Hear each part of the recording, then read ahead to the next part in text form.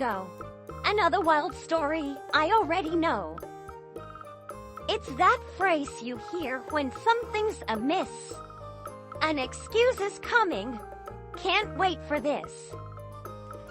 The thing of it is, I meant to deliver, but I got lost on the way floating down a river. Or maybe my dog ate all of my notes. Or aliens came and borrowed my boat. Whatever the tale, I've heard it before. A circus of reasons, each one a bore. But listen, my friend, here's a little tip. Do what you say. Don't let things slip. For when Look at Basak comes into play, you're treading thin ice. What more can I say? Deliver as promised, that's my advice. Or you'll be the excuse not once, but twice. Ha ha ha ha.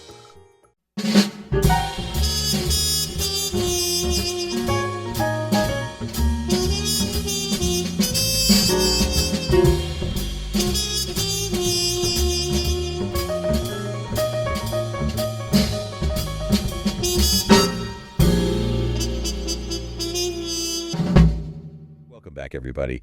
While Paco is off discovering those Pueblos Magicos, he'll be back on Wednesday. But in the meantime, there's something pretty cool going on right here in PV that I think you guys will want to hear all about. Oh, yeah. Remember how Paco was going on and on about that rock musical Hedwig and the Angry Inch on Coffee and Headlines? Yes. He did seem really into it, like genuinely moved. Well, it's playing again this week while he's away, and I thought it would be the perfect time to, well, kind of do a deep dive, into this show and why it seems to be resonating so much here in Vallarta.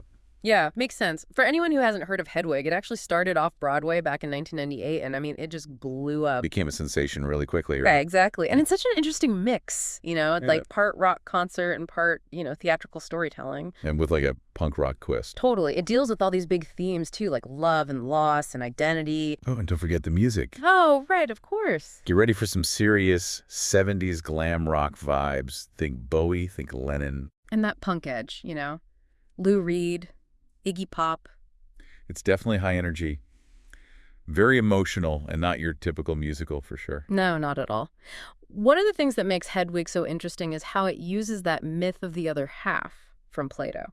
You mean the one where humans were like these whole beings, but then the gods split them in two? Exactly. And now they're, forever searching for their missing piece. Right. But the show doesn't just tell that story again. It kind of uses it to ask some deeper questions about relationships and, who we are. Yeah, for sure. Like, it makes you think, are we really incomplete without a partner? What happens when those relationships get messy or even, fall apart? And can we be whole just by ourselves? Exactly. I mean, Hedwig doesn't give you all the answers. Yeah. But it really digs into these questions, through Hedwig's own journey. And it kind of forces us to examine our own ideas about love and loss and how we connect with each other. Now, this production here in PV is happening at the Palm, which, if you don't know, is this really cool cabaret-style venue right in the heart of Zona Romantica. I've heard of it. Paco said it's intimate, but also kind of a chaotic scene. Oh, yeah. Especially getting in. I think he even compared it to like a crazy chicken farm or something. He did. Yeah. It's funny how even getting into the venue can be a part of the whole experience, It's true. He also mentioned they were having some sound issues they were trying to work out. But even with those little imperfections, he was completely blown away by how emotional the show was. It's true what they say, Nothing beats live performance. He actually admitted to tearing up by the end. I know, right? So for all of you lucky enough to be in PV right now, this isn't just like seeing a show. It's a whole experience. I bet.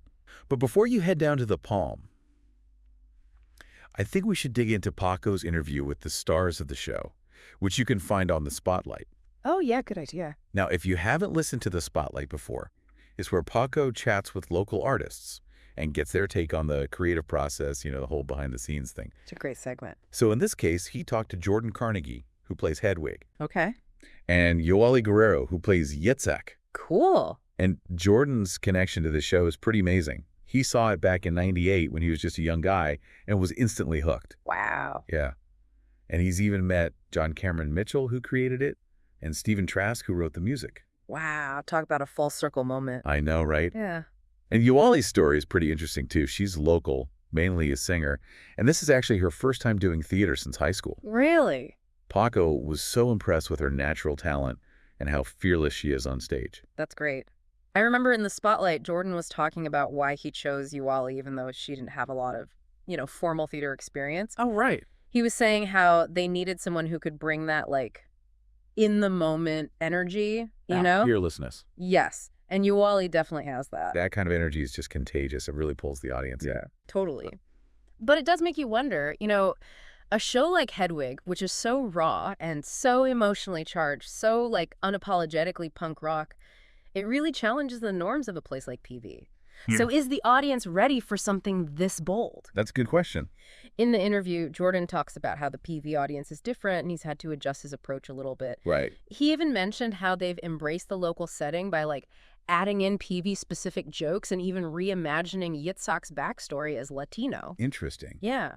And I think that adaptation, that willingness to tailor the show to PV while staying true to the heart of the story, that's what makes this production so special. It's not just a copy of some big Broadway show. It's Right. Hedwig with a very Vallarta soul. I love that. And speaking of adapting to the local scene in the interview, Yuali mentioned that even people who don't speak English were really moved by the music and the performance. You know what they say? Music is a universal language. It really is. It goes beyond words, straight to the heart. Exactly. So even if you don't speak English, you can still have a really powerful and meaningful experience with this show. Absolutely. So it really is amazing how music can connect with people in such a deep way, regardless of language. Yeah.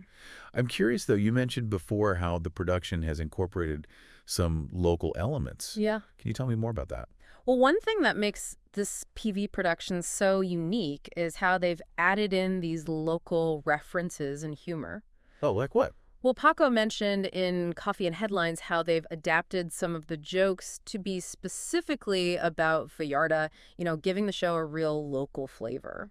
That's so cool. I love that. Yeah. It really shows that they're not just trying to copy the original production, but are actually trying to make it resonate with the local audience. Exactly. It's a testament to the power of adaptation and collaboration, Definitely. And it also shows just how universal Hedwig's themes really are. Even though the story is set in a specific time and place, the underlying messages about love and loss and the search for identity are things that everyone can relate to no matter where they come from. That's so true. Yeah. Speaking of connecting with the audience, Paco mentioned how this production kind of blurs the lines between performer and spectator. Really? He said it felt more like a rock concert than a traditional musical. Yeah, that raw energy that Paco described really connects to something Yuali said about the demands of the show on the performers. Oh, yeah. Remember in the spotlight, she talked about how Hedwig requires a certain fearlessness from, the people on stage and a willingness to be completely present in the moment. He even told this story about how Hedwig stopped the show at one point to tell some noisy audience members to shut the fuck up. Whoa. That's pretty bold, but it really speaks to the show's punk rock attitude. It does. I mean, Hedwig isn't afraid to break that fourth wall, and really challenge the audience. And sometimes that means giving them a little shake. I like that. It reminds us that we're not just passive observers, but active participants in the performance. Exactly. And that kind of engagement can be incredibly powerful. For sure. It can create a sense of shared experience and connection that you rarely find in more traditional theater settings. Absolutely. So we've talked about the music and the local adaptation and how immersive the performance is, but let's get down to the basics.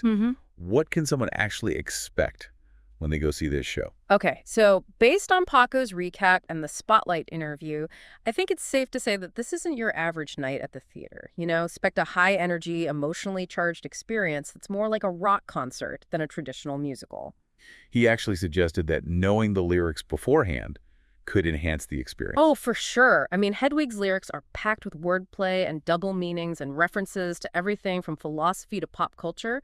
So getting familiar with them beforehand can definitely help you understand and appreciate all those little nuances. It sounds like this show really hits you in the feels. It does. Paco mentioned that he was moved to tears, even though he didn't understand all the lyrics. Yeah, that just goes to show how universal music is as a way of communicating. Even if you don't catch every word, the music itself can stir up some powerful emotions and connect with us on a really deep level.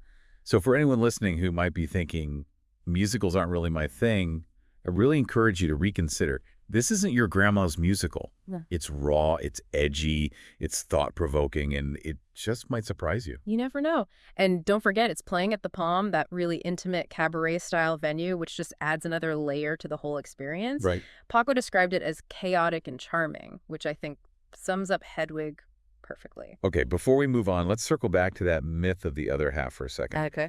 It seems to be a recurring theme throughout the show, and I think it's worth exploring a little more. Yeah, you're right. The myth is like this really strong framework for exploring some of the show's main themes. I mean, that whole idea that we're all looking for our other half to complete us. Yeah. It's everywhere in our culture, but Hedwig kind of challenges that, It suggests that maybe true wholeness comes from inside ourselves, not from someone else. I see that Hedwig's journey is all about self-discovery and acceptance, right? Exactly. She's looking for love and connection. But in the end, her biggest transformation comes from embracing her true self, even the parts she doesn't like. The good and the bad. Yeah.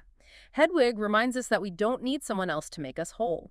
True fulfillment comes from owning our individuality, our uniqueness, and even our imperfections. It's a message that I think really speaks to anyone who's ever felt like they don't belong or, like they don't quite fit in. For sure. And that kind of brings us back to this PV production and, its unique setting. Yoali actually mentioned in the spotlight how even people who didn't speak English were moved by the performance. Wow, that's amazing. It's like Hedwig's story speaks to something deeper than language or cultural differences. It really does. Yeah. It shows that no matter who we are or where we come from, we all want the same things. Yeah. Connection, love, acceptance. Hedwig might have this tough exterior, and she can be pretty cynical sometimes, but deep down she embodies those desires in a way that really connects with audiences all over the world. And what makes this production even more special is how they've adapted it to the local context. Yeah.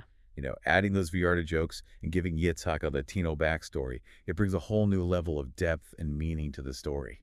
Absolutely. It's like they took this classic show and infused it with the spirit of Vallarta. I love that. It speaks to the power of art to bridge cultures and connect people. So true. So as we wrap up our deep dive into Hedwig, I have a question for you. What do you think is the most important takeaway for our listeners? It's a good question. I think it's that reminder that real wholeness comes from within. It's about embracing who you are, warts and all, and finding the courage to be true to yourself. Hedwig and the Angry Inch, with all its punk rock energy and emotion, offers a really powerful and moving exploration of that journey. I couldn't have said it better myself. So if you're lucky enough to be in Puerto Vallarta this week, I highly recommend checking out this production at the Palm. You won't regret it. And if you want to hear more about Paca's experience, be sure to check out the full Coffee and Headlines and the Spotlight episodes. We'll have links to those in the show notes. Happy diving, everyone. Ready to uncover the secrets behind some of your favorite songs. In Paco's next music appreciation presentation titled Say What? When lyrics say more than they seem, we'll dive into the fascinating world of hidden meanings, coded messages, and taboo subjects cleverly disguised in music.